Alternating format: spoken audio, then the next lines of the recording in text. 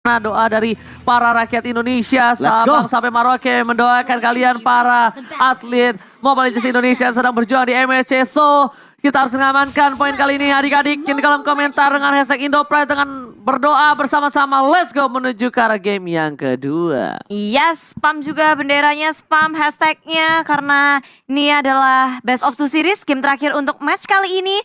Falcon ya, ini dia pakai Akainya lagi. Kita nggak boleh lupa dengan match pembukaan. Dia pakai Akai, performanya bagus banget dengan satu Akainya. Jadi Onyx Esports harus memperhatikan positioning. Posisi menentukan prestasi, ini yes banget untuk game kali ini. Sementara di area atas, satu Esmeralda yang akan melawan Boots. Berhasil untuk di-press, ditahan juga sama-sama. Ini laning atas akan dibiarin gitu aja karena di area tengah Sun sudah tertangkap terlebih dahulu oleh Falcon yang bermain sangat agresif menyeberangi arah milik tim Onyx. Maju ke area depan, cewek join the fight. Masuk ke area belakang, Ken menjadi tumpal pula tapi Drian gak bisa untuk kabur. Satu persatu pemain tim Onyx dan juga Falcon berkumpul di area river. Oke, yang tadinya sebenarnya sama dari segi poinnya diamankan atas jungler dari kedua belah pihak, tapi di sini malah berbanding terbalik. Dengan adanya 2 poin dan bahkan Rian yang sudah menggunakan sprintnya kali ini terperangkap dengan ada Eve di depan sana dan tidak bisa sama sekali berdemonstrasi untuk mundur ke arah belakang. Jadi Rian mau gak mau harus tumbang. Kiboy di garis depan masih coba untuk melindungi para pemain dari tim Onyx Esports dan Boots. Masih dengan sabar, mungkin belum saatnya Boots untuk melakukan team fight. Tapi untuk saat ini Boots bisa melakukan satu hal yang sangat penting yaitu cutting minion. Dorong wave-nya, kalau bisa memang ada rotasi dari Drian menuju ke arah ganking ke arah bottom lane. Dia ambil 2 laningnya.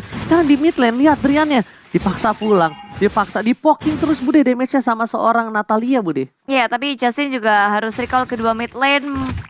Mereka berat banget untuk bertahan juga sama-sama di press. Tapi tim Onyx, mereka kayak ngebiarin ceweknya juga harus bisa farming bebas di area bottom lane. Sedangkan pemain lainnya berkutat ke area top lane. Dengan adanya Turtle yang hadir, bersiap untuk mengamankan. Satu retri akan sangat berat dari Drian. Hilang dari radar. Berkali-kali Drian dipaksa lihat ya, welcome to my channel, tapi ternyata masih bisa kabur out of range. Menuju ke arah depan, terjepit Sasnya. Memilih untuk mundur karena masih ada Kiboy, tapi lihat Naomi menyelesaikan tugas dari seorang Ken. Tiba-tiba di belakang sana ditutup pergerakan oleh seorang Yellow Flash. Supaya Naomi bisa pulang dan Boots gak bisa masuk lebih dalam lagi. Dan Turtle kali ini diamankan oleh Ken. Again and again. Profesor KB, Drian berkali-kali disuruh pulang dan Drian bahkan tidak dibolehkan untuk masuk ke dalam tim fight, Profesor. Ya, silentnya ngebuat Drian gak bakal bisa ngelakuin enhance untuk swordnya. Padahal itu adalah satu-satunya escape mechanism yang dimainkan sama Julian. Tapi buat sekarang untuk ngedealing damage juga nanggung. Karena apa? Karena lihat lagi-lagi Naomi selalu bisa memberikan efek dari silentnya.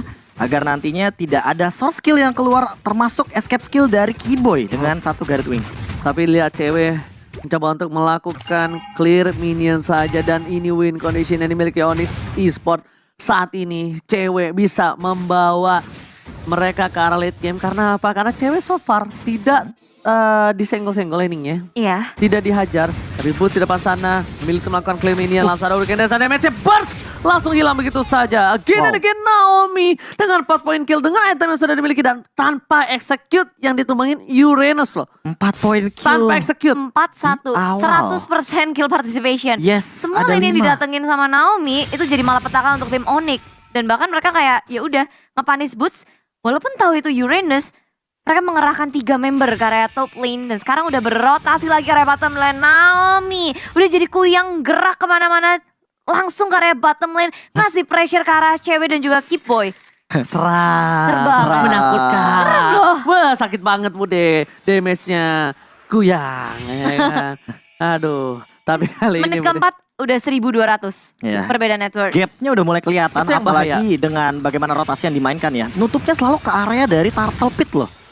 Jadi siapapun yang menuju ke arah Turtle otomatis mereka bakal kena pressure dan Boots satu-satunya cara agar dia menangin landing phase adalah dengan proxy minion seperti ini. Ya baru tadi dibilang si cewek lane-nya gak diganggu. Tapi semua udah mulai menuju ke arah bawah. Karena Turtle-nya di bawah. Iya, Karena Turtle-nya di bawah. Jadi semua udah ya, mata terfokus. Satu-satunya solusi ya tuker lane. Terus ini problematika ketika Akai jadi ngelawan Akai jungler. Yang main kayak gini dirusuhin terus dari Zoning awal. outnya gila. Nyebrang ke area musuh, siapa yang berani maju? Berapa? Tadi circling eagle sudah dikeluarkan. Turtle berhasil diambil dengan red yang on point dari Ken. Dipaksa nih. Tim Falcon. Waduh kan. Udah dipaksa flicker berhasil tapi ternyata Suns di depan sana. Real world manipulation yang on point. Cewek blazing 2 tapi ditutup execute. Cewek udah saat yang tepat menuju ke arah Justin tapi ternyata di sana tiba-tiba ada Natalia, Profesor dan Bude Mongsa dan pakai cewek ter-take down. Naomi udah bersiap di area belakangnya dengan execute yang dia miliki. Itu burst damage, HP-nya pun pasti tadi masih banyak. Masih banyak, tiba-tiba hilang. Langsung execute dan ada Wesker di sana yang lewat. Critical pelurunya. Wesker juga. execute. Ini Naomi bener-bener ya. Heptasis Kayak- lagi di tangannya. Wah. Bener-bener ngebikin sedikit traumatik sepertinya Ivek bagaimana ganking power tadi ya. Oke, masih berlanjut. Kali ini belum berhenti. Falcon Wah. ngajak gelut terus di area river ketemu. Langsung heavy spin di pop up boost. Untungnya yang bertemu duluan. Dia masih punya durability, masih bisa menahan damage dari tim Falcon. Oke, tapi lihat Naomi cuma keluar masuk, langsung masuk lagi, hilang lagi real world manipulation. Suns, untung guiding win yang sangat tepat karena kalau terperangkap di depan sana Suns gak bisa keluar. Justin ngebuka pas di saat Naomi sudah berada di samping dia seorang Suns Bude Monstar. Ya, tim Onyx Esports mereka butuh banget pattern untuk para pemainnya berfarming Ria khususnya untuk cewek yang menjadi titik tumpu kali ini. Mengingat Adrian di tengah udah berat banget, dia udah ketinggalan pula. Tapi dari players gold betapa tajirnya Silent dan juga Yellow Flash. Ya balik lagi sih. Takutnya. Bro. Menangin turret, dia juga nggak takut. Kenapa? Karena ya balik lagi Heptasis ini kan punya HP tambahan kan. Dan di belakang dia ada follow up damage-nya. Jadi kalaupun nanti Boots bakal ngelawan balik, ya ditembakin sama Silent yang dia pun menggunakan weapon master. Jadi damage-nya bakal lebih tinggi lagi. E-boy pun tetap digaruk. Yang penting adalah Silent berhasil mendapatkan turret terlebih dahulu. Infonya sih kayaknya dia cari. Dan bahkan ceweknya nggak bisa melakukan defensive turret di Ya. arah top lane. But it's okay, masih menit yang ke-6 ya. Mereka memang memiliki keunggulan di early. Betul. Tapi yang berbahaya adalah ini Bude. Semakin snowballing, jangan sampai hingga 7.000 atau 5.000 gold difference. Mereka bakal bisa ditabrak asal-asalan. Itu yang berbahaya. Lihat, ini gold baru beda 3.800. Ken lewat nggak lewat sembarangan. cewek. Dan lihat damage yang diberikan. Cewek pun hampir ditumbangkan. Masih coba untuk bertahan ke arah belakang. Tidak boleh sembarangan dan bahkan dari tim Falcon, dia nggak ada takut-takutnya sama para pemain dari tim Onyx. Siapapun yang ada di depan bakal coba dihajar. Wah ini sih main depannya rapih ya kan. Dan backlanernya Justin tuh selalu ngebuka ultimate secara paksa. Jadi ada berapa battle spell tadi? 1, 2 bahkan sprintnya bener-bener dibuka begitu saja ketika ada reward manipulation. Tapi ada info juga ini buat kalian semua. Ada MLBBX Transformers. Jadi jangan sampai kelewatan tanggal 24 sampai tanggal 7 bulan 7. Biar bisa kalian dapetin langsung aja login. Wah Oke, dilema banget Bude. Lihat Suns aja sampai bikin Death Armor loh. Yang padahal ya dia tuh lebih butuh item darah kayak Guardian Helmet, Curse Helmet atau Twilight Armor. Tapi enggak, dia langsung bikin karena Blade Armor. Untuk apa? Siapa lagi kalau bukan Naomi yang sudah memiliki satu Legend Sword dan mungkin akan sama halnya kayak Silent juga yang akan langsung menuju kepada Malefic Roar. Yes.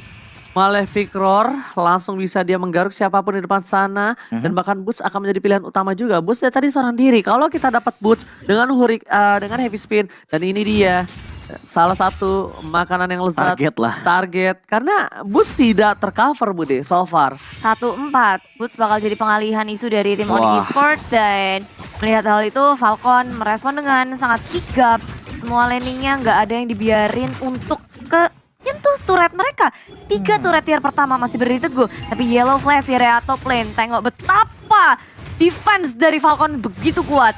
Oke, tapi dari bottom lane lihat Naomi berhasil menzoning out seorang Boots. Drian pun yang harusnya melakukan satu buah inisiator kali ini tidak bisa Prof karena dia tertangkap. Heavy spin Drian again dan langsung dihilangkan begitu saja tanpa ada basa-basi. Tidak ada yang bisa menyelamatkan Drian, bahkan Keyboy sekalipun Profesor dan Lord terbuka. Bude Monstar, ini bukan hal yang baik, sudah menuju ke arah 5.000 gold difference dari tim Onyx Esports. Gaswat banget ini dari tim Falcon. Mereka menduduki area dari Lord dengan sangat cepat. Mereka bisa untuk menanggulangi semua lane-nya dengan sangat rapi. Map control, lalu melakukan pick off, terus ke arah Lord. Jadi nggak ada yang bisa dilakukan untuk melakuan kontes. Tapi Onyx masih bisa bertahan tentunya untuk melakukan defense. Sementara Falcon maksa terus untuk melakukan fight. Real world manipulation dibuka. Boots menjadi sasaran utama. Ken gak mau ngelepasin dengan heavy spin. Boots masih bisa bertahan. Masuk ke area samping dan kembali dengan selamat. Tapi tidak dengan purple milik tim Onyx. Oh my god, purple-nya hilang.